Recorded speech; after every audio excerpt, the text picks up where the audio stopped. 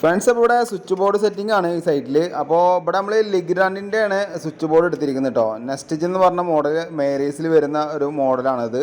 അപ്പോൾ ഇവിടെ സെറ്റിങ്ങിന് മുമ്പ് നമ്മൾ അന്നൊരു കുറേ വീഡിയോസ് ഇട്ടപ്പോൾ മെറ്റൽ ബോക്സ് സെറ്റ് ചെയ്യുന്ന സമയത്ത് എന്തിനാണ് രണ്ട് ടൈപ്പ് ആയിട്ട് സെറ്റ് ചെയ്യുന്നത് ചോദിച്ചിട്ടുണ്ടായിരുന്നു.